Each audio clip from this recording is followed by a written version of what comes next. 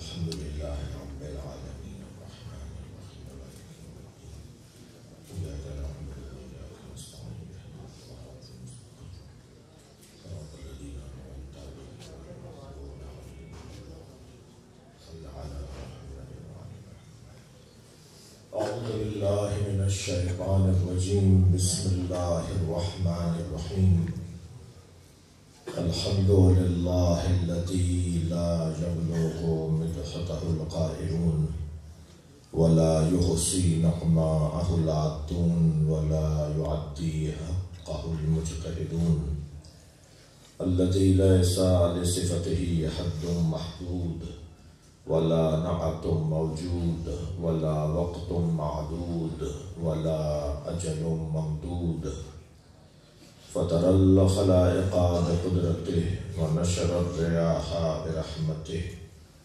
الصلاة والسلام على الرسول المسدد المصطفى الأمجد المحمود الأحمد سيدنا ومولانا ومولى الكونين جد الحسن والحسين وعاني والقاسم محمد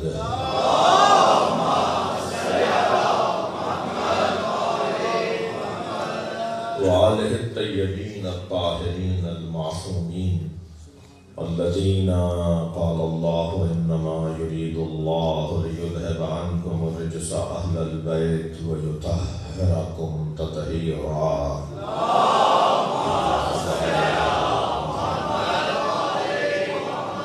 ولعنة الله على أعدائهم أجمعين من يوم عداوتهم إلى قيام يوم الدين أما بعد قال الحكيم في القرآن الكريم بسم الله الرحمن الرحيم ويقول الذين كفروا لست مرسلا قل كفى بالله شهيدا بيني وبينكم ومن عنده علم الكتاب صلوات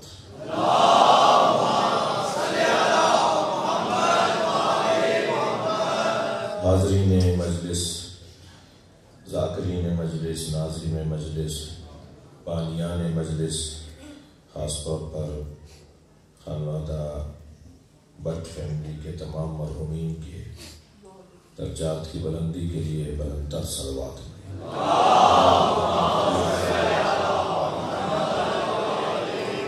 اس سے بہتر اور بلند صلوات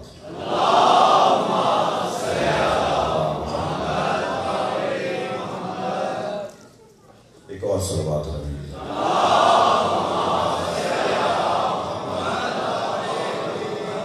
سورہ مبارکہ رات کی آخری آیت کا نشان 43 آخری اور 43 آیت. اس عزاخانے کا یہ خمسہ پورے پاکستان میں اپنی شناخت رکھتا ہے. پورے ملک کو پتہ ہے کہ آج میں یہاں حاضر ہوں اور سالہائے گزشتہ جو میرے حصے میں مجالس آئیں اور میں نے یہاں حاضری دی تو جن آیات پر ہم نے غور کیا انہیں پہلے تلاوت کروں گا تاکہ میرے پرانے سامعین ذرا ماضی میں جا کر حال میں آ جائیں اور مجھے بھی آسانی ہو جائے گی کہ میں ان موضوعات پر اور ان آیات پر پہلے غور کر چکا ہوں اور پھر جس آیت کو اس دفعہ کے لیے اس سال کے لیے قرار دیا ہے پھر اس کا ترجمہ اور پھر آج تمہیدی بیان. یہ ایام شہادت امام موسیٰ کاظم علیہ السلام کی سلسلے کی پہلی مجلس، مگر کیا کریں کہ شب ایک نظر کی بھی ہے لہذا مجھے اس کا بھی خیال کرنا ہے اور ہم تو ویسے بھی کروں میں ترک تبرہ یہ غیر ممکن ہے.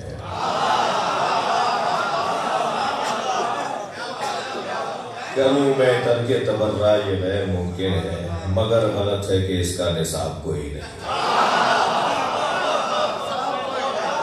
صلوات پڑھ لیں محمد و آلہ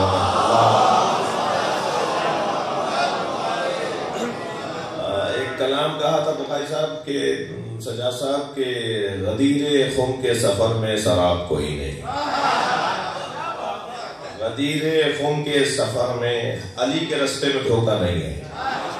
ہر رستے میں دھوکہ ہے مگر مولا علی کے رستے میں دھوکہ نہیں ہے.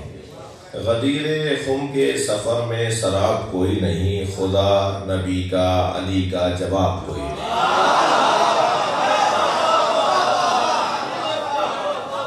ہزار ذرے مگر آفتاب کوئی نہیں، ہزار ذرے مگر آفتاب کوئی نہیں، تو رات سب ہے مگر وہ تو رات کوئی نہیں. اسی تسلسل میں عرض کیا تھا کہ حقیقتاً ابو طالب کے لاڈلے کے سوا، حقیقتاً ابو طالب کے لاڈلے کے سوا نہیں ہے مثل رسالت معاب کوئی نہیں. اور پھر اسی سلسلے میں کہ عرض کر رہا ہوں کہ کروں میں ترک تبرہ یہ غیر ممکن ہے، مگر غلط ہے کہ اس کا نصاب کوئی نہیں ہے. ہمیں اپنے نظریے سے ہاتھ اٹھانا نہیں ہے، اور اپنے عقیدے کی ترویج و تبلیغ میرا اپنے امام بارگاہ میں بیٹھ کے ذمہ داری نہیں تو پھر کہاں ہوگی. میں اپنے گھر میں اپنے عزیزوں کے ساتھ بیٹھ کر بھی اگر اہل بیت کی بات نہیں کروں گا تو کہاں کروں گا، جبکہ ہمارا تو اس سے زیادہ ارادہ ہے. صلوات پڑھنے ذرا محمد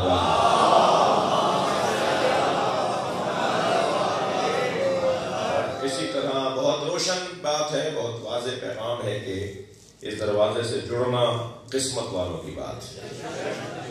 تو گزشتہ سال بخاری صاحب، گزشتہ سال اور اس سے گزشتہ سال اور اس سے گزشتہ سال جو ایک آدھ سال بیچ میں گیپ آیا، مگر جو مجالس میں آپ کی خدمت میں رہا تو ہم نے چند سال پہلے جس آیت پر غور کیا وہ سورہ مبارکہ سجدہ کی آیت ہے، جس میں اللہ ارشاد فرمایا، جس میں ہم بات کر چکے ہیں، جس میں ہم غور کر چکے ہیں، جس میں اللہ نے ارشاد فرمایا وَجَعَلْنَا مِنْهُمْ أَئِمَّةً يَهْدُونَ بِأَمْرِنَا لَمَّا صَبَرُوا وَكَانُوا بِآيَاتِنَا يُوقِنُونَ. اس آیت پر ہم غور کر چکے ہیں. ارشاد ہوتا ہے وَجَعَلْنَا مِنْهُمْ أَئِمَّةً يَهْدُونَ بِأَمْرِنَا، اور ہم نے ان میں سے کچھ کو امام بنایا ہے. ہم نے ان میں سے کچھ کو بنایا ہے. جن میں سے اللہ کچھ کو امام بناتا ہے ان میں سے ایک کا نام عباس ہے.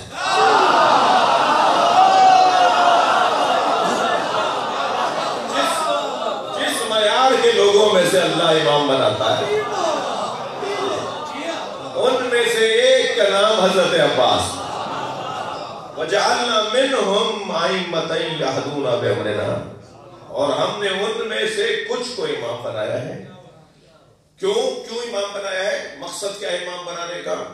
جی ہمارے یہاں پیری مریدی اس مطلب میں نہیں ہے جس مطلب میں کہیں اور نظر آتی ہے. جو رنگ کہیں اور پیری مریدی کا ہے وہ اہل بیت کیا نہیں ہے. لہذا ہاتھ چموانے کے لیے نہیں جی، نعرے لگوانے کے لیے نہیں، انسان بنانے کے لیے. یہدونا بامرنا، تاکہ وہ ہمارے امر کی رہنمائی، ہمارے پیغام کی ہدایت، ہمارے پیغام کی ترسیل، ہمارے پیغام کو پہنچانے کا کام کریں. جو اللہ کا پیغام ہے یہدونا بامرنا، وہ ہمارا امر پہنچاتے ہیں، ہدایت کرتے ہیں. مگر ہم اس کام کے لیے جنہیں امام بناتے ہیں ان کے اندر کوئی کوالٹی، صلاحیت، کوئی میرٹ، کوئی قابلیت، ہر ایک کو تو آپ ہر جگہ نہیں بٹھاتے، ہر ایک کو تو آپ مائک دیتے نہیں ہیں. جناب سجاد بخاری صاحب تو 2 شعر پڑھنے کی بھی کسی کو اجازت نہیں دیں گے جب تک انہیں یقین نہیں ہو جائے کہ اس کا تلفظ ٹھیک ہے یا نہیں. ایسا ہی ہے. ہر ایک کو آپ ممبر نہیں دیتے، ہر ایک کو آپ محراب نہیں دیتے. بھئی 2 رکعتی پیش نماز، جز وقتی امام، میرے اور میرے اللہ کے درمیان جو عبادت کا تعلق ہے 2 رکعت کا، اس کا امام تو عادل ہو. یعنی میں 2 رکعت پڑھنے کے لیے کسی ایسے کے پیچھے نہیں کھڑا ہوتا جو عادل نہ ہو. یہ کیا بات ہوئی کہ 2 رکعت نماز پڑھانے والا تو عادل ہو اور پوری کائنات سنبھالنے والا جسے چاہو امام بنا دو. یہ کیا بات ہوئی؟ میرٹ، قابلیت، صلاحیت. ہر جگہ ایک ہی آواز کے قابلیت پر میرٹ پر تقرریاں ہونی چاہیے، میرٹ پہ داخلے ہونے چاہیے، میرٹ پہ پارٹی ٹکٹس ملنے چاہیے، میرٹ پہ ٹرانسفر ہونے چاہیے۔ ہم بھی تو 1400 سال سے یہی کہہ رہے ہیں کہ نبی کے بعد میرٹ پہ ماننا چاہیے۔ صلوات پڑھیں محمد و آل محمد۔ قابلیت لما صبروا، قابلیت کیا ہے جسے امام، یہ میں باتیں کر چکا ہوں پہلے، چند سال پہلے یہ گفتگو ہو چکی ہے، صرف آپ کو حاضر کر رہا ہوں ماضی سے حال میں۔ جی لما صبروا پہلی قابلیت اور پہلا میرٹ، پہلا عنوان ہے قابلیت۔ لما صبروا، ان سے بڑا صابر کوئی نہیں ہوتا۔ ہم جنہیں امام بناتے ہیں ان سے بڑا کوئی صابر نہیں ہوتا۔ برداشت، تحمل مزاجی ان سے زیادہ کسی میں نہیں ہوتی۔ قابلیت یہ ہے ان کی کہ وہ صابر ہیں، برداشت کرنے والے ہیں۔ وَكَانُوا بِآيَاتِنَا يُوقِنُونَ، اور دوسری قابلیت ان میں یہ ہے کہ وہ ہماری آیات پر، ہمارے پیغامات پر، ہماری آیات پر یقین کامل رکھتے ہیں۔ ان کا یقین انہی کا ہے، جیسا وہ یقین رکھتے ہیں ایسا کوئی یقین نہیں رکھتا۔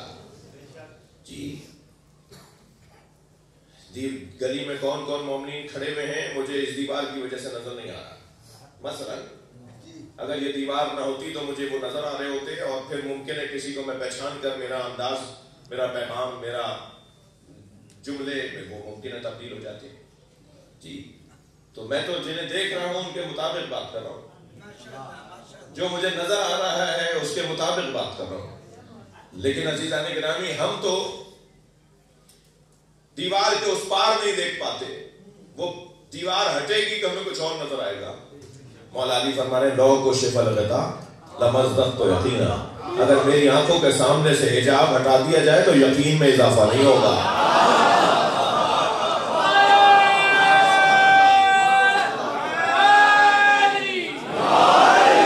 علی کے لیے جو میرے اور آپ کے لیے حجاب ہے وہ مولا علی کے لیے حجاب نہیں ہے۔ دنیا جسے حجاب سمجھ کے کچھ اور دیکھتی ہے، علی اس پار بھی دیکھتے ہیں، لہذا ان کا یقین کانوا بآیاتنا یوقنون، وہ لوگ وہ ہیں کہ جو ہماری آیات پر یقین کامل رکھتے ہیں۔ اس آیت پر گفتگو ہو چکی، ہم نے پھر دوسرے سال ایک اور آیت پڑھی جس میں ارشاد ہو رہا ہے والذین ينفقون فی السراء والضراء۔ یہ جو دوسری آیت ہے یہ سورہ مبارکہ نساء میں جو پڑھ رہا ہوں، والذین ينفقون فی السراء والضراء والکاظمین الغیظ والعافین عن الناس واللہ یحب المحسنین۔ اس آیت پر ہم اسی عزاخانے میں غور کر چکے ہیں۔ ارشاد ہو رہا ہے والذین ينفقون فی السراء والضراء، ایک قبیلہ، ایک گھرانہ، ایک خانوادہ ایسا بھی ہے جو دارائی میں بھی بخشتا ہے، عطا کرتا ہے، ناداری میں بھی دیتا ہے۔ ان کے پاس ہوتا ہے تب بھی بانٹ دیتے ہیں، ان کے پاس نہیں ہوتا تب بھی دے دیتے ہیں۔ ایک جوان مجھ سے کہنے لگا مولانا کیا ترجمہ کر رہے تھے، یہ آیت ہے یا قرآن ہے؟ ہاں جی قرآن ہے، آیت ہے۔ کہ یہ کیسے ہوگا؟ میں نے کہا تمہارے ذہن میں کیا ہے؟ مولانا پیسے ہوں گے تو دیں گے۔ میں نے کہا نہیں، تم دینے والے ہوتے تو پیسہ ہوتا۔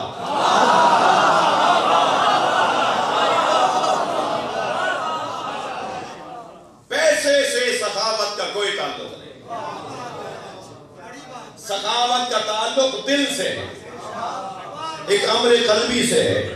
تم اپنے مزاج میں دینے کا عنوان لے کر آؤ تو پھر اللہ تمہیں واسطہ فیض بنا دے گا، تمہارے ذریعے سے ہی لوگوں کے مسئلے حل ہوں گے۔ تو ایک گھرانہ ایسا بھی ہے کہ والذین ينفقون فی السراء والضراء، جو حالات ان کے اگر مالی طور پر نہ ہو تب بھی وہ دیتے ہیں، ان کے پاس مال دولت ہو تب بھی بخشتے ہیں۔ والکاظمین الغیظ، اور ایک قبیلہ ایسا ہے جن کا کام ہی یہ ہے کہ وہ غصہ پیتے ہیں، وہ غصے کو ختم کر دیتے ہیں۔ ان کے ہاں غصے سے کام نہیں ہوتا، وہ غصے کی بنیاد پر ایکشن اور عمل نہیں کرتے، غصے کی بنیاد پر ان کی زندگیوں میں کوئی بھی قدم نہیں اٹھایا جاتا، غصے پر قدم نہیں اٹھاتے۔ والکاظمین الغیظ، وہ غصے کو ختم کر کے بات کرتے ہیں، ان کا غصہ ختم ہو جاتا ہے۔ اچھا اگرچہ ممکن ہے میں نے یہ بات اس سال نہ کی ہو جس طرف اس وقت اشارہ دے رہا ہوں. ہم نے تو بعض جگہ غصہ دیکھا ہے اہل بیت کا. سب سے بڑا غصہ تو جناب زہرا کا دیکھا ہے. سیدہ کسی سے ناراض ہوئی, نبی مکرم بعض مرحلوں میں ناراض ہوئے, مگر ان ائمہ اہل بیت میں بعض دفعہ غصہ دکھائی دیا ہے. خود اللہ جی غیظ رکھنے والا ہے, غضب رکھنے والا ہے. تو پھر یہ والکاظمین الغیظ یہ کیا مطلب ہے اس کا؟ پہلی بات تو یہ کہ یہ جو آیت کہہ رہی ہے والکاظمین الغیظ والعافین عن الناس, یہ ان کی صفت غالب ہے. جیسے اللہ کی صفت ربوبیت اس کی قہریت پر غالب ہے, جیسے اس کا رحم اور کرم اس کے غضب پر غالب ہے. یعنی اگر ایک ہی وقت میں اللہ کو دو قلمدان چلانا پڑے, ایک رحم کا قلمدان اور ایک غضب کا قلمدان, تو وہ غضب کے قلمدان کو چھوڑ دیتا ہے, رحم کا قلمدان چلاتا ہے. یعنی اس کا کرم اور اس کا رحم اس کے غضب پر غالب ہے. وہ کہتا ہے وَكُتِبَ عَلَيَّ رَحْمَةٌ, اس نے اپنے اوپر رحمت کو واجب قرار دیا ہے, معاف کرنے کو واجب قرار دیا ہے. مگر غضب بھی غضبناک بھی ہوتا ہے, وہ غصہ بھی کرتا ہے, وہ قہار بھی ہے, وہ جبار بھی ہے, وہ جبروت بھی ہے, وہ غصہ کرنے والا بھی ہے, وہ عذاب نازل کرنے والا بھی ہے. ائمہ اہل بیت خود نبی مکرم جب کسی نے آ کر, کئی مثالیں ہیں, میں ان مثالوں کا اشتراک ڈھونڈ رہا ہوں کہ نبی کے ہاں جب بھی غصہ ہوا تو کیا نقطہ تھا, جناب زہرا کے ہاں جب غضب ہوا تو کیا نقطہ تھا, امام حسن امام حسین ائمہ اہل بیت جب غصہ کرنے لگے تو وہ کون سا نقطہ تھا. ان ساری مثالوں میں ایک مشترکہ چیز ملتی ہے, جب بھی اللہ پر بات آئی, لگے تو نہیں آپ, جب بھی اللہ پر بات آئی ان ہستیوں نے اپنے غصے کا اظہار کیا ہے. جب بھی ایک امام کے سامنے دوسرے امام کی توہین کی بات آئی, انہوں نے غصے کا اظہار کیا. ان تمام مثالوں میں اگر میں ایک مشترکہ عنوان نکالوں, جب بھی نبی کے سامنے علی کی توہین ہوئی, جب بھی امام حسن حسین کے سامنے مولا علی کی توہین ہوئی, انہوں نے غصے کا اظہار کیا. ایک شخص نے آ کر نبی مکرم سے کہا کہ آپ نے علی کو زیادہ دے دیا اور ہمیں کم دیا, مال غنیمت. تو فرمایا ان لم عادل فمن یعدل, اگر میں نبی ہی عادل نہیں ہوں تو دنیا میں کون ہے جو عادل ہے. صلوات پڑھے میرا محمد و آل محمد.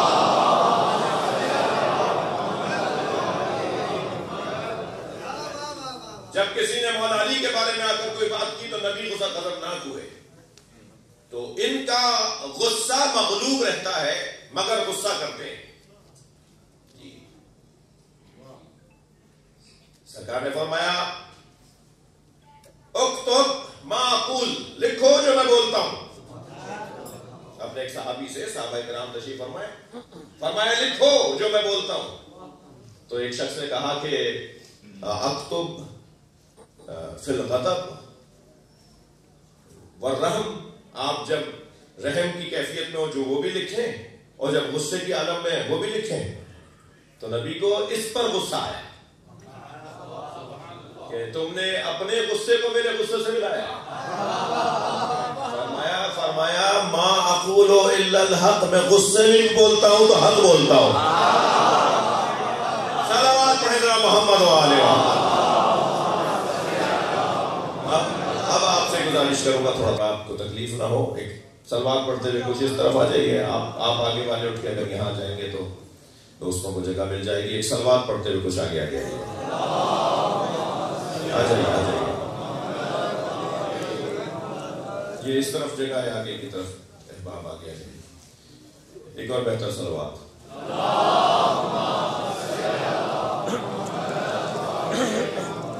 اس سے بلند صلوات.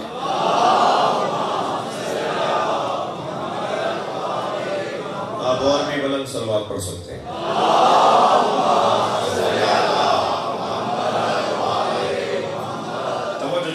اس آیت پر ہم غور کر رہے ہیں وَالْكَاظِمِينَ الْغَيْظَ وَالْعَافِينَ عَنِ النَّاسِ، اور ایک ایسا قبیلہ بھی ہے جو معاف کرنے کو عادت رکھتا ہے، معاف کرنا ان کی عادت ہے.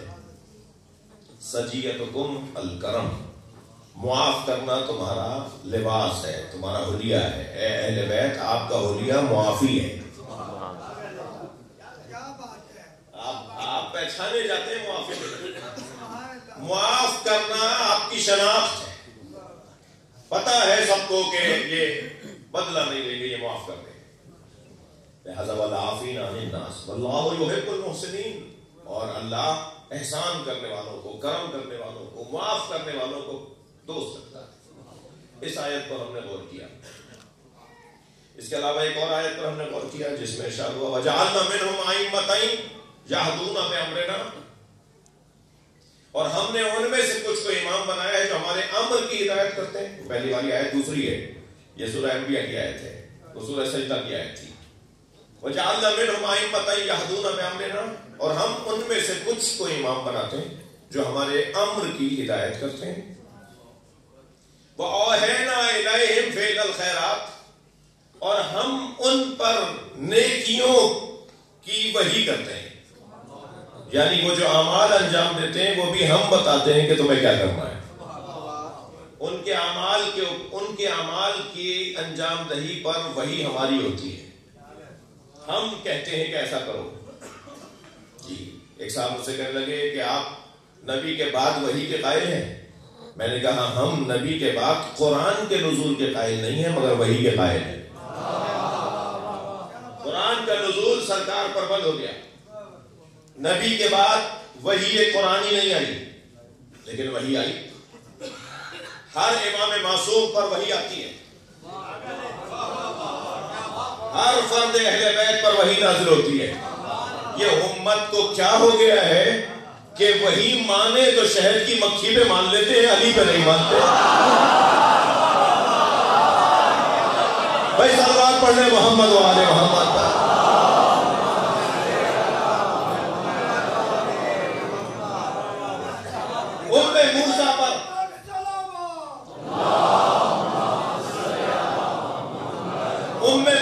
پر وہی اللہ نازل کرتا ہے، یہ ساری امت مانتی ہے. جی ایک دفعہ ایک نجی ٹی وی چینل پہ ماہ مبارک رمضان کے پروگراموں میں شب قدر کی گفتگو ہو رہی تھی، تو ہمارے ہوسٹ نے پوچھ لیا، ظاہر ہے اور ہمارے عزیز بھی تشریف فرما تھے، ہمارے جان، ہمارے بھائی.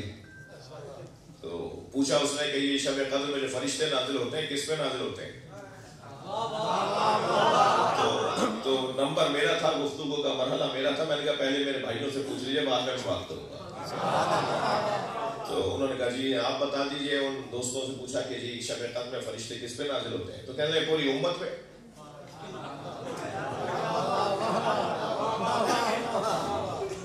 تو میں نے کہا جی انہوں نے جب ہم سے پوچھا، میں نے کہا میں پہلے تو اپنے بزرگ سے پوچھوں گا، اپنے محترم سے پوچھوں گا، مفتی صاحب سے، کہ پوری امت پہ فرشتے نازل ہوتے ہیں تو آج تک کسی نے فرشتے کو دیکھا ہے؟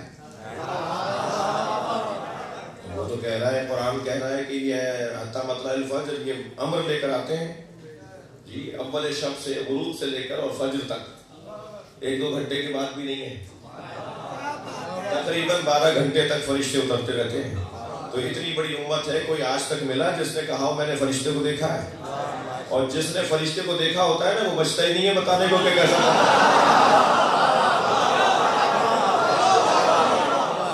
فرشتہ تو آپ نے دیکھا نہیں اور آپ کہہ رہے ہیں کہ فرشتے پوری امت پہ نازل ہوتے ہیں. تو بھائی پوری امت پہ کوئی ایک دلیل، کوئی ایک مشاہدہ، کوئی ایک مثال کہ کیسا ہوتا ہے فرشتہ، کیا بات کرتا ہے فرشتہ. جی فرشتہ پوری امت پہ نازل ہوتا ہے، یہ مان لیتے ہو. اور ہم کوالٹی کی بات کریں اور معیار کی بات کریں اور ہم میرٹ کی بات کریں کہ فرشتہ اس پر اترتا. بھائی پہلے تو ذہن میں رہے، ہر سواری ہر جگہ نہیں چلتی. آپ کے اس بڑے روڈ کے اوپر جہاز اتار دیں، روڈ ہی بیٹھ جائے گا. بڑی وزنی سواری اتارنے کے لیے پہلے رستہ وزنی بنایا، سنگین بنایا جاتا ہے، یہ برداشت تو کرے. ہر رن وے پر جہاز نہیں اترتا. جہاز اتارنے کے لیے رن وے اس کے مطابق بنایا جاتا ہے. یہ وہی ہے جو ہر ایک کو منہ نہیں لگاتی.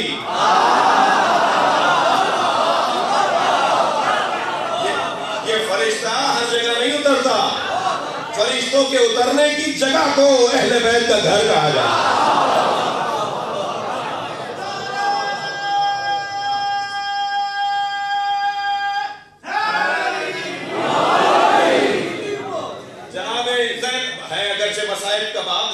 عظمت کی گفتگو ہے.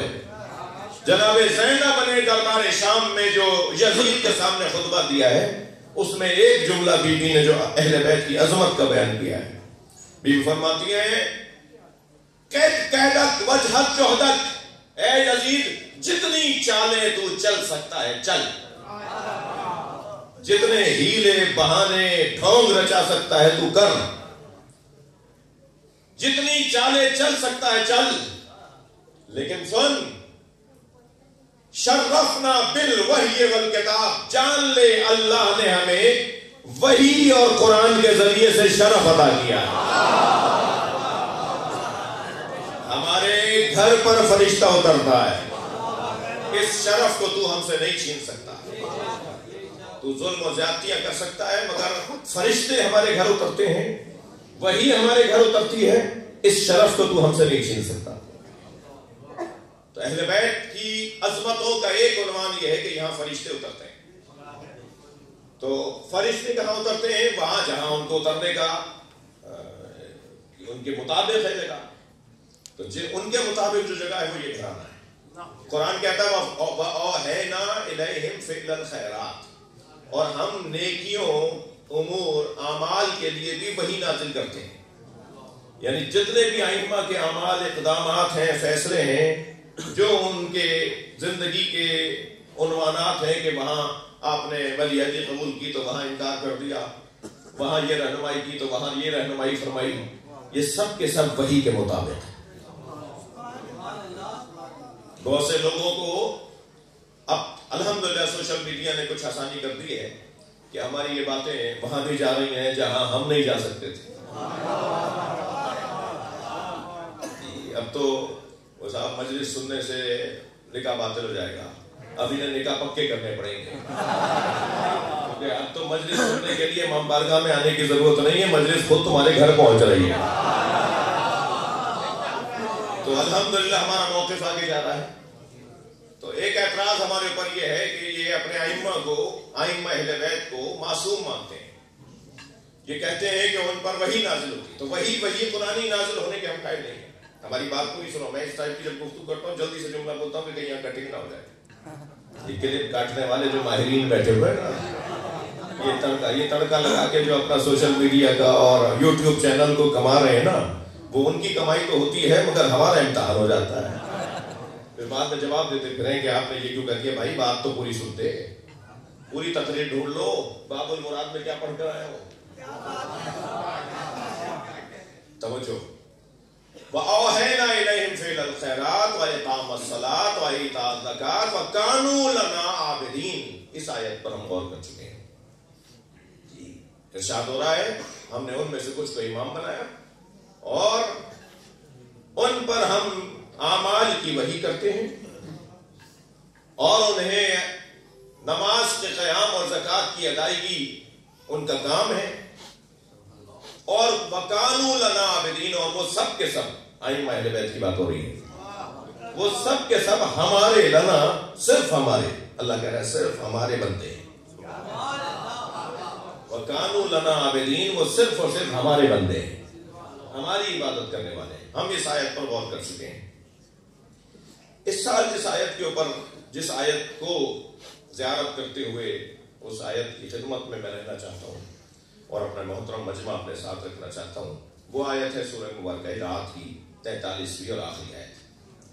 معمولاً یہ آیت جناب امیر المومنین علی بن ابی طالب علیہ السلام کی فضیلت اور آپ کی عظمت کے بیان میں اس آیت کو ہم تلاوت کرتے ہیں اور ہم اس کو حضرت سے وابستہ جانتے ہیں. مگر اس آیت کریمہ میں ایک ایسا لفظ اللہ نے نازل کیا ہے کہ جو تمام ائمہ کی عظمت کو بیان کرتا ہے. مولا علی کے لیے آیت ہے، اس میں کوئی دو رائے نہیں ہے. وَيَقُولُ الَّذِينَ كَفَرُوا لَسْتَ مُرْسَلًا، جنہوں نے کفر اختیار کیا وہ کہتے ہیں اور کہتے رہیں گے کہ آپ بھیجے ہوئے رسول نہیں ہیں۔ نبی سے لوگ بات کر کے کہہ رہے ہیں، کافر کہہ رہے تھے نبی سے، وَيَقُولُ الَّذِينَ كَفَرُوا لَسْتَ مُرْسَلًا، جنہوں نے کفر اختیار کیا یعنی کافر کہتے ہیں اور کہتے رہیں گے کہ آپ بھیجے ہوئے رسول نہیں ہیں۔ قل، تو میرے حبیب کہہ دیجئے، کفا باللہ شہیداً بینی و بینکم ومن عندہ علم الکتاب، میرے اور تمہارے درمیان گواہی کے لیے کہ میں رسول ہوں، اس بات کی گواہی کے لیے اللہ کافی ہے اور وہ جس کے پاس مکمل کتاب کا علم ہے۔ اللہ میری رسالت پر گواہ ہے اور وہ جس کے پاس مکمل کتاب کا علم ہے۔ تو اللہ گواہ ہے، یہ بات تو سمجھ میں آتی ہے، وہ کون ہے جس کے پاس مکمل کتاب کا علم ہے؟ سب سے پہلا اور سب سے بڑا اور سب سے روشن مصداق علی ہے۔ اللہ رسول کی رسالت پر گواہ اور جس کے پاس مکمل کتاب کا علم ہے وہ نبی کی رسالت پہ گواہ، جو ماں کی گود میں نبی کی آغوش میں کہے تورات سناؤں، انجیل سناؤں، زبور سناؤں یا قرآن سناؤں، وہ ہے جو عالم الکتاب ہے، تمام آسمانی کتابوں کا عالم، ہر آسمان سے نازل شدہ پیغام کو علی جانتے ہیں، لہذا فرماتے ہیں لو سنیت لی الوسادہ، اگر میرے لیے مسند قضاوت کو بچھا دیا جائے، علی فرما رہے ہیں لفتحت اہل تورات بتوراتہم واہل انجیل بانجیلہم واہل زبور بزبورہم واہل قرآن بقرآنہم، اگر میرے لیے مسند قضاوت کو بچھا دیا جائے، مجھ سے کہا جائے کہ فیصلہ کرنے کے لیے آپ بیٹھ جائیے، تو میں انجیل والوں کے فیصلے انجیل کے مطابق کروں گا، میں زبور والوں کے فیصلے زبور کے مطابق کروں گا، تورات والوں کے فیصلے تورات کے مطابق کروں گا، قرآن والوں کے فیصلے قرآن کے مطابق کروں گا، اور انجیل زبور تورات اور قرآن پکار کے کہیں گے جو فیصلہ علی کا ہے وہی میرا ہے۔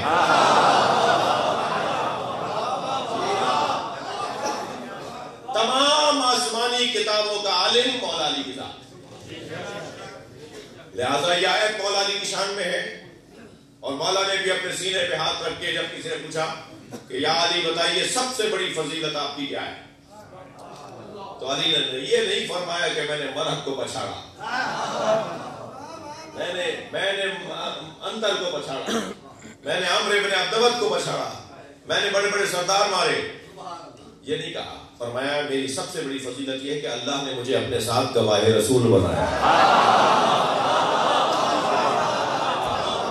نعرہ تکبیر، نعرہ رسالت، نعرہ حیدری، حسینیت، حسینیت، یزیدیت، یزیدیت، محمد آل محمد بلند کر صلوات۔ وہی سے بلند صلوات آپ پڑھ سکتے ہیں۔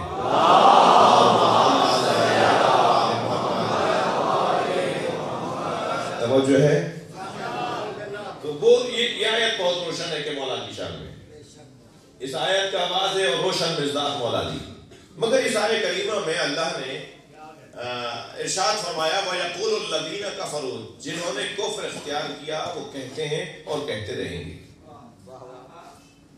یعنی انکار رسالت نبی کے بعد، نبی کے زمانے میں، نبی کے بعد ہوا، نبی کے زمانے میں ہوا، یہ آیت بتا رہی ہے کہ جو کہتے ہیں کہ آپ بھیجے ہوئے رسول نہیں ہیں، نبی کے منکر تھے، رسالت کے منکر تھے، تو جواب آیا کہ اللہ اور وہ جس کے پاس مکمل کتاب کا علم ہے وہ گواہ ہے آپ کی رسالت پر، کہہ دیجئے وہ گواہ ہے، بات کرو علی سے، تم اگر مجھے نہیں مانتے تو علی سے بات کرو، تو میری رسالت کو نہیں مانتے تو علی بتائے گا کہ میں ہوں رسول ہوں یا نہیں ہوں، تو یہ لہجہ ہے۔ لیکن مولا علی کے زمانے میں، پہلے حکومتوں میں، پھر مولا علی کے زمانے میں، پھر ائمہ اہل بیت کے زمانے میں مسلسل انکار آج بھی ہو رہا ہے، یہ خاکے کیا ہیں، یہ کارٹون کیا ہیں، یہ توہینیں کیا ہیں، یہ بڑی بڑی تقریریں، کتابیں، ابھی پچھلے 2 سال پہلے نبی کے خلاف کتاب لکھی گئی لندن کے اندر، اور مسلسل ہر سال کوئی نہ کوئی ہمیں شوشہ نظر آتا ہے، ہمیں کوئی نہ کوئی فلجڑی نظر آتی ہے، ہمیں کوئی نہ کوئی جو ہے وہ ایک عنوان نبی کی رسالت کے خلاف. تو یہ جو آیت کہہ رہی ہے کہ کہتے ہیں اور کہتے رہیں گے، یعنی نبی کے زمانے میں بھی انکار ہوا، خلفاء اور حکومتوں میں انکار ہوا، مولا علی کے زمانے میں انکار ہوا، امام عسکری کے زمانے میں بہت بڑا واقعہ گزرا. ایک حتیٰ مسلمان عالم نے ارتداد اختیار کیا اور قرآن کا اور نبی کا منکر ہو گیا، اور پھر جواب دیا تو امام عسکری نے جواب دیا. اور ائمہ اہل امام رضا کے زمانے میں واقعات گزرے. امام علی نقی کے زمانے میں خالق اور مخلوق قرآن ہونے پر ایک بحث رہی. تو اگر ہم تاریخ دیکھیں تو نبی کا انکار اور قرآن کا انکار ہر زمانے میں ہوتا ہے، اور آج بھی ہو رہا ہے، اور ظاہر آئندہ بھی ہوگا. اور قرآن نے تو پہلے کہہ دیا تھا کہ کفر جنہوں نے کفر اختیار کیا وہ کہتے ہیں اور کہتے رہیں گے. تو جب کہتے ہیں اور کہتے رہیں گے تو نبی کی رسالت پر گواہ اللہ اور وہ جس کے پاس مکمل کتاب کا علم ہے. تو جب تک انکار ہوتا رہے گا اللہ بھی گواہی کے لیے رہے گا اور ایک عالم کتاب بھی رہے گا. آج کے زمانے میں عالم کتاب کو امام مہدی کہتے ہیں. لبیک یا مہدی، لبیک یا مہدی، ماشاءاللہ. محمد آل محمد بلند کر صلوات. ہر زمانے میں ایک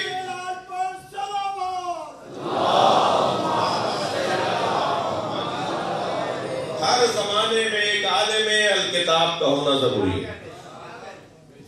جب ہر زمانے میں ایک عالم الکتاب کا ہونا ضروری ہے تو پھر جس امام کی خدمت میں ہم ہیں رجب کی اس تاریخوں میں، وہ گویا مولا علی کی طرح ہم کلنا محمد کے قائل ہیں. میں کیا کروں کہ مجھے حلق سے بھی اتار رہی ہیں باتیں. ممکن کوئی آپ نے مولا علی کی طرح ہے. بھائی جب نبی کی طرح ہے تو علی کی طرح بھی تو ہے. صلوات پڑھے ذرا محمد وآلہ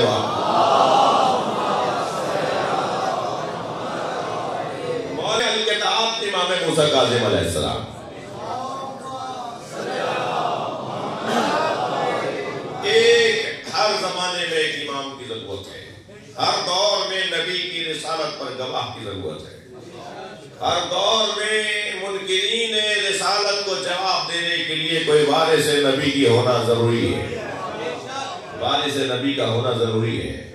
اور وہ وارث نبی جن کی میری تمہید مکمل ہوئی، جن کی خدمت میں ان دنوں میں میں کچھ کہوں گا اور آپ کچھ سنیں گے، اور ہم مولا کی معرفت کی کوشش کریں گے کہ ایک مرحلہ آگے آ جائیں. میرے مولا فرماتے ہیں، آج ایک قول آپ کو مولا کا ہدیہ کر کے آج کی مجلس کو منزل دوں گا.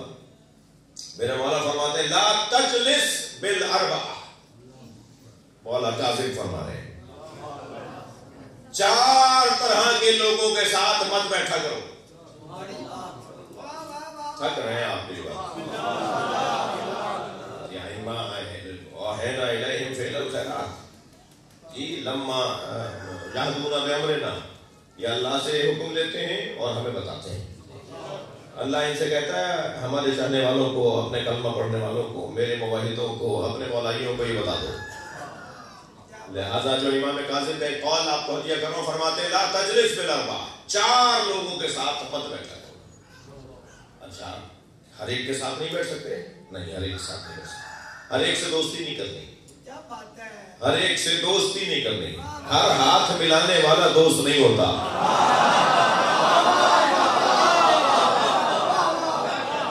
ائمہ اہل بیت کے چاہنے والوں کا انداز ہی کچھ اور ہوتا ہے. ہماری چال بتاتی ہے کہ حیدری جا رہا ہے.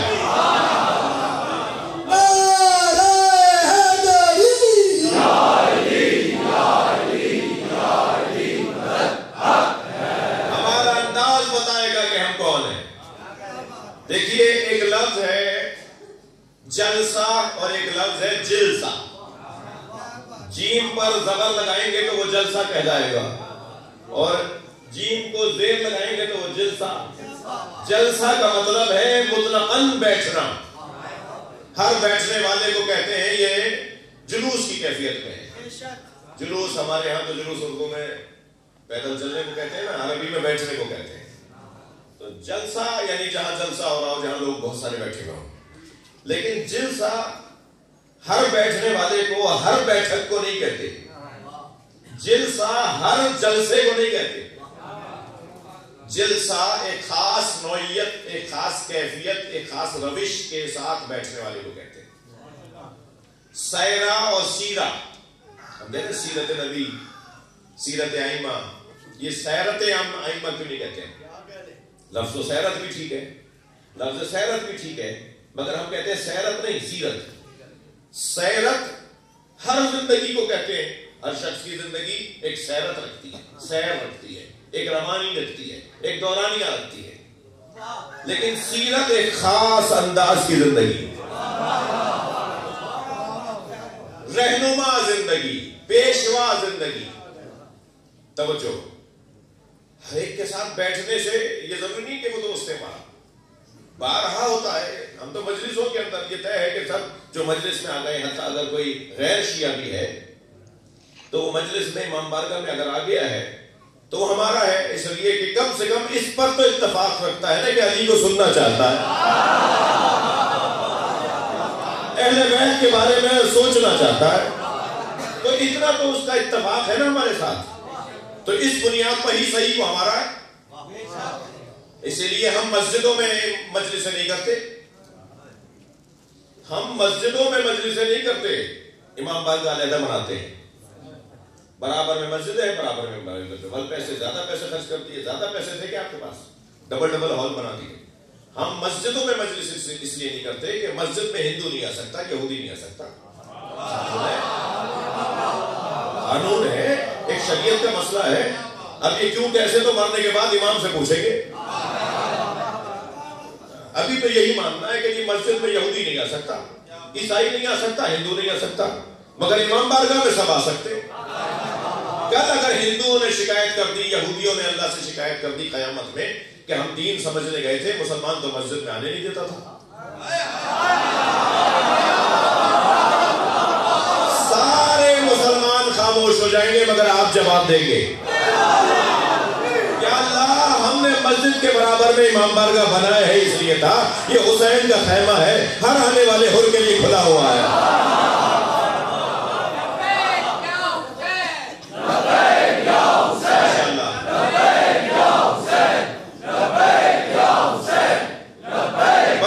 صلوات محمد و آل محمد۔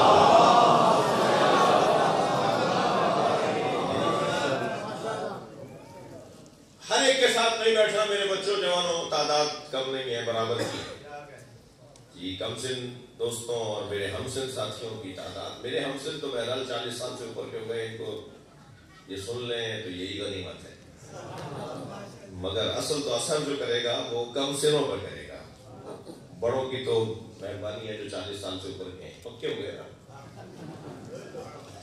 بہت کم ہے کہ جو پکے ہو جانے کے بعد پھر کچھ بات مان لی جائے، تو لیکن الحمدللہ پہلے ہی آپ مانے ہوئے ہیں، تو زیادہ تر توجہ تو میری ان کم سن بچوں پر ہے جو کم سن ہے اور ابھی انہیں سیکھنا ہے، سمجھنا ہے جی، ضروری نہیں ہے جیسے آپ ہاتھ ملا رہے ہو وہ آپ کا دوست بھی ہو، ضروری نہیں ہے کہ جو آپ کے برابر بیٹھا ہے وہ آپ کا دوست بھی ہو جی۔ ایک مرتبہ بیٹھ گئے، ایک لفظ ہے بھائی گانے سننا حرام ہے یا غور کرنا حرام ہے؟ اچھا اتنا سخت مسئلہ تو تھا نہیں جو ایک نہیں جواب، یہ تو سب کو ہی جواب دینا چاہیے تھا جی۔ ایک لفظ استعمال ہوتا ہے سماع اور ایک ہوتا ہے استماع۔ بھائی آپ کسی گاڑی میں بیٹھے ہیں، کسی پلین میں بیٹھے ہیں، کسی سواری میں بیٹھے ہیں اور اس نے جی شیطان کے بندے نے لگا دی کیسے اور اس میں گانے چل رہے ہیں، تو آپ کیا کریں گے؟ زیادہ احتجاج کریں گے، بولیں گے آپ کی سن لی تو مہربانی، نہیں سنی تو کیا کریں گے؟ آپ اتریں گے گاڑی سے، آپ کو تو جانا ہے۔ تو وہ جو گانے کی آواز کان میں آ رہی ہے یہ ہے سماع، یہ حرام نہیں ہے، مگر ان بولوں پر غور کرنا حرام ہے، اسے کہتے ہیں استماع، سماع اور استماع۔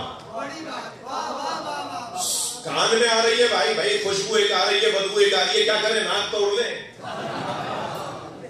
ناک کاٹ لیں، کیا کریں؟ آئے گی وہ تو بدبو خوشبو، ایسے ہی کان ہمارا چل رہا ہے تو کان میں تو کچھ تو آواز آئے گی، مگر جو آواز آ رہی ہے اور ہے، اس آواز پہ غور کرنا اور ہے۔ بھائی ضمن شرعی مسئلہ میں نے آپ کو بتا دیا ہے، برا نہیں لگا ہو تو صلوات پڑھ لیں.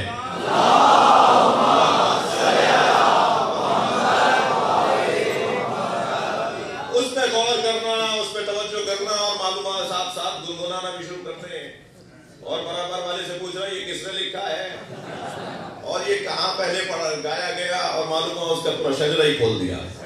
یہ جو ہے یہاں، یعنی اس گانے پر غور کر کے اس میں تبصرے بھی شروع کر دینا، اس کے بعد والے مصرے کو پہلے سے بتا دینا کہ اب یہ گائے گی، تو یہ حرام ہے.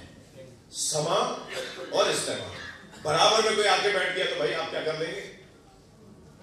میں نے پہلے واضح کر دیا مجلس کی بات نہیں ہوتی. کسی سواری میں کسی بھی جگہ تو ساتھ بیٹھنے والا دوست نہیں ہوتا، ہاتھ ملانے والا دوست نہیں ہوتا، وہ جس کے ساتھ بیٹھنے کا دل کرے، وہ جس سے ہاتھ ملا کے دل ملے، اس کے لیے ائمہ فرما رہے لا تجلس بالاربع. 4 طرح کے لوگ، میرے مولا ائمہ نہیں، سارے ائمہ نہیں، یہ امام موسیٰ کاظم کی حدیث ان کے یہاں میں جو ایک حدیث آج آپ کو حدیث کرنے آیا ہوں جی. 4 طرح کے لوگوں کے ساتھ نہیں بیٹھا. اچھا تھک تو نہیں رہے آپ کے ساتھ؟ جو میرے عزیز باہر کھڑے ہوئے ہیں، دروازے پہ کھڑے ہیں، وہاں سے اگر کوئی صلوات یا نعرے کی آواز آئے،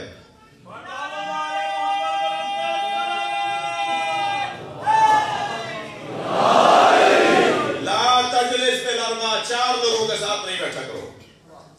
فاسقن، مولا فرماتے ہیں جو علنی گناہ کرتا، جو چوک پر، گلی میں، کوچے میں، بازار میں، افسر میں، آفس میں، ادارے میں، مارکیٹ میں گناہ کرتا. فاسق فرماتے ہیں یہ فاسق تمہیں ایک لقمے کے عوض بیچ ڈالے گا. اس کے ساتھ دوستی مت کرنا.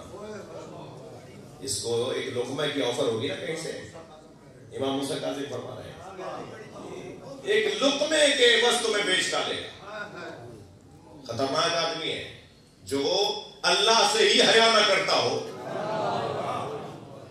وہ تمہارے ساتھ کیا وفا کرے گا، اس لیے اس کے ساتھ مت بیٹھو. فاسقن، پھر فرماتے ہیں بخیل، کنجوس. میں ایک بات بار بار کرتا ہوں اور بار بار کرنے کا مجھے لطف آتا ہے اور دل کرتا ہے کہ بار بار کروں. 3 لوگوں کو تو یہ عالی مدد کہنا ہی نہیں چاہیے.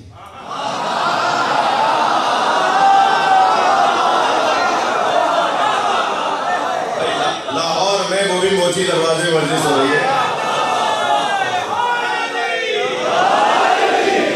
3 لوگوں کو یہ عالی مدد نہیں کہنا چاہیے. ایک بزدل کو، بزدل کا علی سے کیا تعلق؟ دل کی دھڑکنیں بڑھ رہی ہیں، ہاتھ پیر کانپ رہے ہیں کسی آدمی کو دیکھ کر. جو گھبرا کر بات کرے ولی والا نہیں ہوتا. جو لوگوں سے ڈر جاتا ہو، اور خاص طور پہ ظالموں سے ڈر جاتا ہو، ولی والا نہیں ہوتا. بزدل سے کوئی تعلق مولا علی کا نہیں ہے. مولا علی کا نام تو شجاعت آور ہے. ایک سردار جی کہنے لگے میرا پوتا روزانہ صبح شام بھاگتے دوڑتے اچھلتے کودتے آواز لگاتا ہے یا علی یا علی. آپ کیا سردار جی سرداروں کا تو یہ شہر رہا ہے نا. لاہور میں تو سرداروں کے آثار اتنے زیادہ ہیں. تو وہ کہتے ہیں کہ روزانہ آوازیں لگاتا ہے یا علی یا علی. تو میں نے پوچھا بیٹا پوتے سے کہا بیٹا تم روزانہ یا علی کی آوازیں کیوں لگاتے ہیں؟ میں دادا کیا کروں، جب یا علی کہتا ہوں میرے اندر طاقت آتی ہے. علی مولا کا نام شجاعت آور ہے، بہادری کو لے کر آتا ہے. تو بزدلوں کا کام علی سے نہیں ہے. دوسرا وہ بندہ جسے یا علی مدد کہنے سے پہلے 6 دفعہ سوچنا چاہیے، وہ ہے تنگ نظر، گھٹے میں دماغ والا، چھوٹی سوچ والا. یہ ہمارا نہیں ہے، یہ ان کا ہے، یہ غیر، یہ فلاں فلاں. اور پھر اتنی تنگ نظریاں، اتنی فصیلیں جی. وہ پنجابی ہے تو وہ سندھی ہے تو وہ پٹھان ہے، اور نیچے آ جاتے ہیں. سادات میں یہ کاظمی ہے تو یہ بخاری ہے، یہ زیدی ہے تو یہ تقوی ہے. وہ پنجابی ہیں، وہ بٹ برادران کا امام بارگاہ ہے تو یہ آپ بتا دیجیے کس کا، یہ شیخوں کا امام بارگاہ ہے. وہ بریلویوں کی مسجد تو یہ دیوبندیوں کی جی، وہ سلفیوں کی مسجد تو یہ حدیث کی. مسجدوں میں اللہ نہیں ملتا، امام بارگاہوں میں حسین نہیں ملتے. تنگ نظری، گھٹا ہوا دماغ، یہ علی والوں کا کام نہیں ہے. علی والے تو دل بڑا رکھتے ہیں، سوچ بڑی رکھتے ہیں، سب کے لیے دروازہ کھلا رکھتے ہیں. کمزور جو لوگ ہوتے ہیں نا وہ منہ چھپاتے ہیں اور منہ موڑتے ہیں، لیکن جن کے ہاں نظریہ پایا جاتا ہو وہ دروازہ کھلا رکھتے ہیں. ہم تو بلانا چاہ رہے تھے تمہیں. تو دوسرا بندہ جسے 6 دفعہ سوچنا چاہیے وہ ہے تنگ نظر، اور تیسرا بندہ جسے مولا علی کا نام لینے سے پہلے سوچنا چاہیے وہ ہے بخیل، کنجوس. کنجوس کا علی سے کوئی تعلق، بٹن ٹوٹے ہوئے، پائچے پھٹے ہوئے، کالا رودرا ہوا ہے، چپل 2 رنگ کی پہنی ہوئی. کون ہے؟ موچی دروازے میں ان کی 5 دکانیں.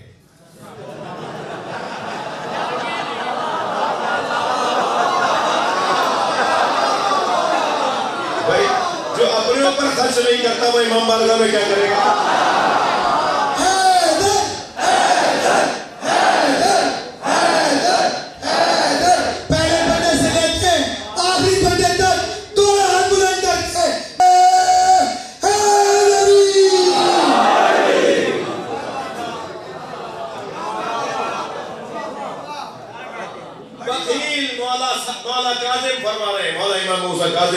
فرما رہے ہیں لا تجلس، خبردار اس کے ساتھ مت بیٹھو جو بخیل ہو.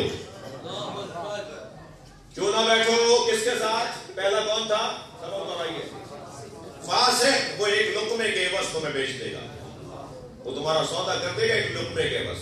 بخیل کے ساتھ مت بیٹھو، اس کے ساتھ بیٹھو گے، توجہ، اس کے ساتھ بیٹھو گے تو یہ تمہیں نیکیوں سے روکے گا، یہ تمہیں اچھے کاموں سے روکے گا. یہ کام کرو گے تو یہ ہو جائے گا، یہ کام کرو گے تو یہ ہو جائے گا، ڈرائے گا تمہیں. بخیل. تیسرا جس کے لیے امام موسیٰ کاظم فرما رہے ہیں اس کے ساتھ مت بیٹھو، قاطع الرحم. اس کے ساتھ مت بیٹھو جو اپنے والدین کی بے احترامی کرتا ہو. قاطع الرحم، جسے والدین پسند نہ کرتے ہو، جس کے والدین اسے پسند نہ کرتے ہو، والدین سے بے ادب، بدتمیز، والدین کی توہین کرنے والے کے ساتھ نہ بیٹھو. اب دلیل بھی تو لینا، امام نے خود دلیل دی ہے. فرمایا قاطع الرحم کے ساتھ مت بیٹھو، والدین جس سے ناراض رہتے ہیں اس کے ساتھ دوستی مت کرو. کہہ دو کہ میں تم سے دوستی نہیں کروں گا، تمہارے والد تم سے ناراض ہیں، تمہاری ماں تم سے ناراض ہے، میری آج سے تمہاری دوستی ختم. امام فرماتے ہیں اس لیے نہیں بیٹھو، اس لیے کہ یہ اللہ کے نزدیک ملعون ہے، اس پر اللہ کی لعنت ہے. کہیں ایسا نہ ہو اس لعنت کا اثر تم پر بھی ہو جائے. فرمایا چوتھا وہ بندہ جس کے ساتھ لا تجلس، کاذب، جھوٹا. جھوٹ بولنے والے سے دوستی خطرے ہیں. جھوٹ بولنے والے سے دوستی مت کرو، اس کے ساتھ مت بیٹھو. کاذب. اب دلیل سنے مولا کی کہ کیوں نہیں بیٹھو. امام فرمانا ہے جھوٹے کے ساتھ بیٹھو، اس لیے کہ یہ سراب مانند ہے، تمہیں دکھائے گا کچھ اور ہوگا کچھ اور، تمہارے ساتھ دھوکہ کرے گا. یہ کسراب، کاذب کسراب. کاذب جھوٹ بولنے والا سراب کی طرح ہے. سراب میرے بچوں، ہم روڈ پہ جب دور دیکھتے ہیں تو پانی نظر آتا ہے، ہائی وے پر، موٹر وے پر. ہم قریب جاتے ہیں تو پانی نہیں ہو، خشکی ہوتی ہے، پھر اور پانی نظر آتا ہے، ہماری آنکھوں کا دھوکا ہو رہا ہے. باقاعدہ ہمیں نہر سی اور بڑا تالاب سا نظر آ رہا ہوتا ہے، آنکھیں ہماری کہہ رہی ہوتی پانی ہے، وہ سراب ہوتا ہے، وہ حقیقت نہیں ہوتی. جی سراب. میں ایک جگہ سے گزر رہا تھا، رستے میں سانپ بیٹھا ہوا تھا، میرے بڑھتے ہوئے قدم رک گئے. میں سوچنے لگا موذی ہے، حملہ کرے گا. کھڑا سوچ رہا تھا کہ لوگوں نے تبصرے شروع کر دیے، دیکھو مولانا کو بڑی شجاعت کی باتیں کرتے ہیں، سانپ سے ڈر رہے ہیں. اب میں سوچنے لگا میں ان کے چڑھانے میں آؤں یا عقل مندی کا ثبوت ہوں. جہاں بہت سارے لوگ چڑھا کے غائب بھی ہو جاتے ہیں. صرف حضرت مسلم کے ساتھ تو کوفہ نہیں، ہمارے تو ہر شہر میں کوفہ ہے. تو ابھی میں کھڑا سوچ رہا تھا کہ کیا کروں، آگے سانپ ہے اور یہ کہہ رہے ہیں کہ صاحب یہ ڈر رہے ہیں، دیکھو مولانا کو کیسے ڈر رہے ہیں۔ اب میں سوچنے لگا کیا کروں، تو یہ چھوٹا سا بچہ میرے برابر میں آ کے کھڑا ہوا اور کہنے لگا مولانا یہ پلاسٹک کا سانپ ہے۔ جیسے ہی مجھے پتا چلا پلاسٹک کا ہے تو میں نے اسی پر پیر رکھا، اسے کچلتا ہوا چلا گیا۔ معلوم یہ ہوا جب حقائق روشن ہو جاتے ہیں تو اقدامات بھی بدل جاتے ہیں۔ بھائی تھکے نہیں بیٹھے تو جملہ ہدیہ کر رہا ہوں، ساری دنیا جس یزید سے ڈرتی تھی حسین اس کی حقیقت کو جانتے ہیں۔ صلوات پڑھیں محمد و آل محمد۔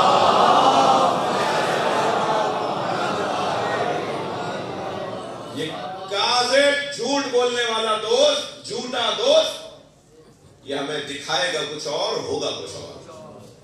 لہذا باب الحوائج نے ہماری رہنمائی فرمائی کہ دوستی کس کے ساتھ کرنی ہے۔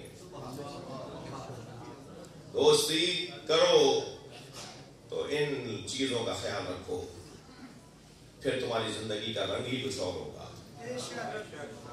شاید تو یہ کہے مولانا ملیں گے کہاں سے لوگ، تو شاید یہی سوچ ہمیں ایسا بنانے پر آمادہ کرے کہ ہم خود ایسے ہو جائیں تو پھر سبھی ایسے ہو جائیں گے۔ سارا مسئلہ یہ ہے کہ میں سب کی اصلاح کرنا چاہتا ہوں اور خود کی خبر نہیں ہے، لہٰذا جب میں اس پر خود عمل کرنے لگوں گا تو آہستہ آہستہ 1 سے 2، 2 سے 6 اور پھر معاشرہ تشکیل پائے گا اور اہل بیت کے چاہنے والوں کا رنگ ہی کچھ اور ہوگا۔ الحمدللہ پہلے بھی بہت اچھا رنگ ہے اور رنگ چڑھانے کی ضرورت ہے، اور ہم پر رنگ بھی اہل بیت کا ہونا چاہیے۔ اہل بیت کے رنگوں میں سے ایک رنگ یہ ہے کہ ایسے جیو جیسے وہ چاہتے ہیں۔ اگرچہ نظر و نیاز کی رات ہے، اسی لیے میں صرف 2 جملے مسائل پہ پڑھوں گا، اور کل سے شب بدل جائے گی تو پھر نسبتاً دورانیہ بڑھائیں گے مسائل کا۔ چلیے کچھ دیر کے لیے اپنے ذہنوں کو شام میں چلیے۔ 15 رجب گزری ہے، جناب زینب کی شہادت، ثانیہ زہرا شام میں کیسے آئیں، کیا ہوا؟ یہ تو شام سے رہائی پا کر مدینے چلی گئی تھی، شام کیسے آ گئی؟ سلام ہو علی کے بچوں پر، خاص طور پر علی کی زینب بیٹی پر، جنہوں نے 27 سفر کی ہیں زندگی میں، کچھ بابا کے زمانے میں، کچھ بھائی حسن کے زمانے میں، کچھ بھائی حسین کے زمانے میں، اور جیسا سفر بی بی نے کربلا سے کوفہ، کوفہ سے شام کیا ہے، ایسا سفر کبھی نہیں کیا۔ وہ کوفہ کی راہیں کہ جب چھتوں سے صدقے کی کھجوریں پھینکی جا رہی تھی، ایک بچے نے ایک دانہ اٹھا لیا تو دور سے آواز دے کر کہا صدقہ تو علینا حرام۔ بچے نے واپس وہ دانہ اس ظرف میں رکھ دیا جس ظرف سے وہ دانہ اٹھایا تھا۔ ہم پہ صدقہ حرام ہے، بچے کو یاد دلایا تو جو صدقہ دینے آئی تھی نا، وہ بی بی کے قریب آ کے کہتی ہے صدقہ تو اہل بیت پہ حرام ہے۔ آپ کون ہیں جو یہ کہہ رہی ہیں صدقہ ہم پر حرام ہے؟ حضرت اللہ بی بی نے فرمایا تو اہل بیت کو پہچانتی ہے؟ عزیزانو ایسے میں یعنی جب مصیبت میں ہو کوئی اور اسے کوئی جاننے والا مل جائے تو ایک مرتبہ دل کرتا ہے کہ اسے لپٹ کے روئے۔ بیوی نے فرمایا تو اہل بیت کو پہچانتی ہے؟ کہنے لگی اہل بیت کے فرد فرید کو حسین کہتے ہیں۔ بیوی نے فرمایا حسین کی بہن کو پہچانتی ہے؟ تو 2 قدم آگے آ کے کہنے لگی بیوی بازار نہ ہوتا تو نام بتاتی ہے۔